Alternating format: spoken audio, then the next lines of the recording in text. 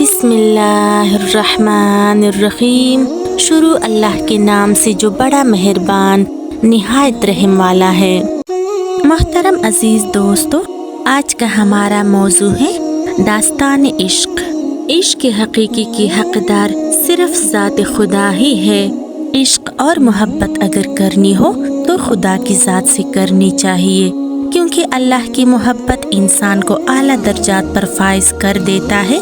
دنیا اور اس کے انسانوں سے عشق ہمارے کچھ کام نہیں آتا۔ یہ ایک مجازی عشق ہوتا ہے جو کہ ہمیں کوئی فائدہ نہیں دیتا، نہ مرنے سے پہلے، نہ مرنے کے بعد، نہ اس دنیا میں اور نہ آخرت میں۔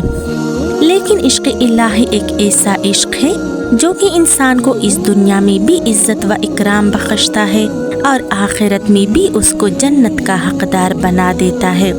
ہماری آج کی کہانی اسی سے متعلق ہے۔ آئیے دوستو بڑھتے ہیں اس کہانی کی تفصیل کی جانب۔ پرانے وقتوں کی بات ہے، ایک غریب عورت کسی بادشاہ کے محل میں کام کیا کرتی تھی۔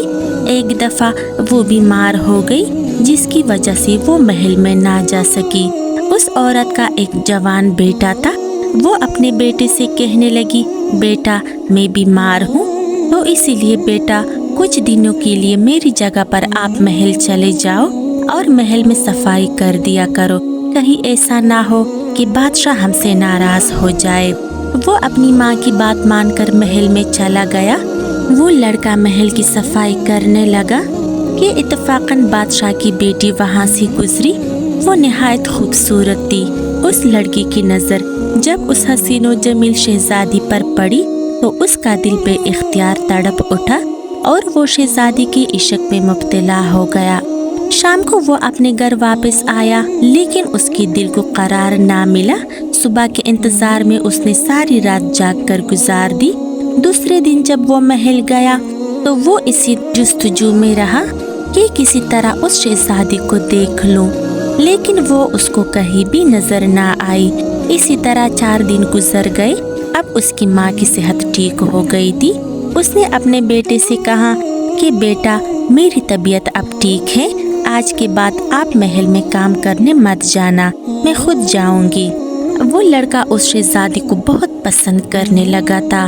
اسے عشق کی ایسی چوٹ لگی تھی جو اس کو ایک پل کے لیے بھی قرار نہ آنے دیتا۔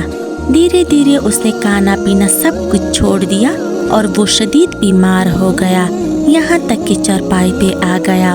اس کی ماں اس سے پوچھنے لگی، بیٹا تجھے کیا ہو گیا ہے، کیوں تمہاری ایسی حالت ہو گئی ہے؟ اس نوجوان نے ہمت کر کے اپنی ماں کو سب کچھ بتا دیا۔ بیٹی کی بات سن کر اس کی ماں بہت پریشان ہو گئی اور وہ اسے سمجھانے لگی کہ میرے بیٹے تم اپنی حیثیت سے کہیں زیادہ بڑی خواہش کرنے لگے ہو۔ میرے بیٹے آپ اسے بھول جاؤ، کیونکہ یہ ممکن نہیں ہے۔ کہاں بادشاہ کی بیٹی اور کہاں ہم غریب لوگ۔ وہ کہنے لگا، میری پیاری ماں میں سب جانتا ہوں، لیکن اسے بلانا میرے بس میں نہیں ہے۔ اس لڑکے کا عشق چونکہ سچا تھا، اس لیے وہاں اس شہزادی کے دل میں بھی کچھ جستجو پیدا ہوئی۔ اگلے دن جب اس کی ماں محل چلی گئی تو وہ شہزادی لڑکی کی ماں سے پوچھنے لگی کہ جب تم بیمار تھی تو تمہاری جگہ محل کی صفائی کے لیے ایک نوجوان آتا تھا، وہ کون تھا؟ اس کی ماں نے اسے بتایا کہ وہ میرا بیٹا ہے، لیکن اب وہ شدید بیمار ہے اور بستر مرگ پر پڑا ہے۔ شہزادی نے اس سے پوچھا، کیوں؟ آخر کیا ہوا ہے اسے؟ تو اس کی ماں کہنے لگی، اگر جان کی امان ہو تو سچ بتاؤں۔ شہزادی نے کہا، بتاؤ کیا ہوا ہے اسے؟ تو اس کی ماں نے اسے سب کچھ سچ سچ بتا دیا کہ وہ تجھے ایک نظر دیکھ کر ہی تجھ پر فدا ہو گیا تھا۔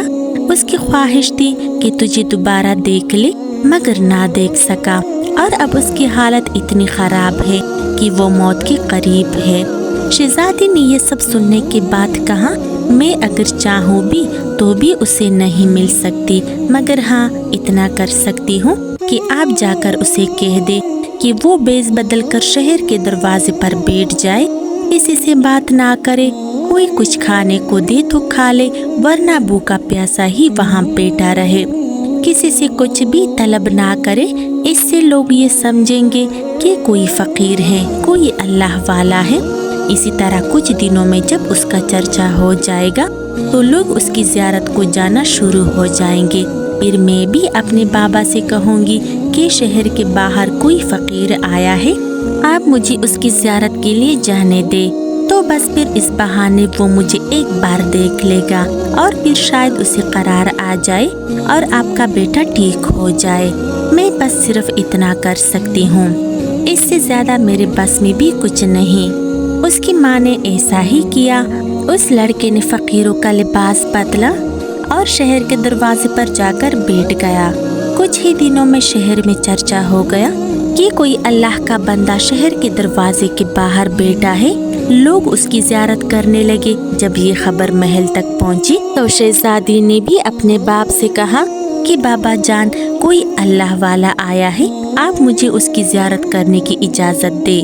बादशाह ने अपनी बेटी की बात सुनकर खुशी से उसको इजाज़त दे दी और कहने लगा कि कल सुबह चली जाना।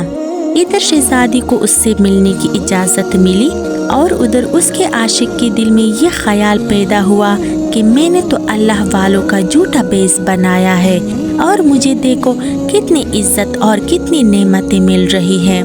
ये लोग बड़े अदब के साथ मेरे सामने खड़े हैं। मेरा ये बेस तो झूठा है, तो जो लोग सच में अल्लाह के फ़कीर बन जाते हैं तो उनको क्या मकाम मिलता होगा।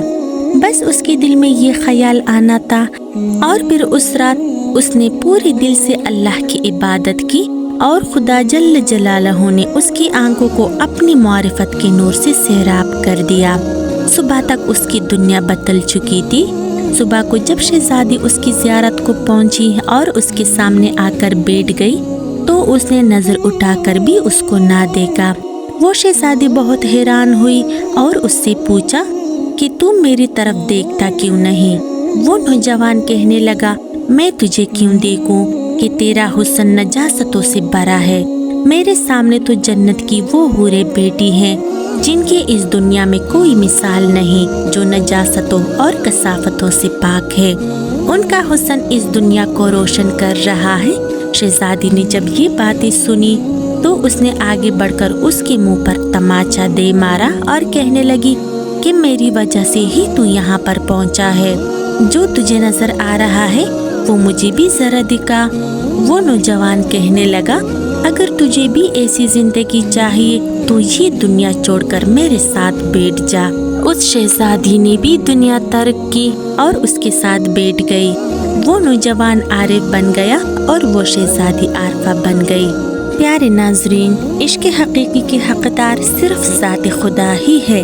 अल्लाह ताला जल्ल जलालहू हम सबको सीधे रास्ते पर चलने की तौफीक अता फरमाए और हम सब पर अपनी रहमतों के साए बरकरार रखे। आमीन सुम्मा आमीन या रब्बल आलमीन।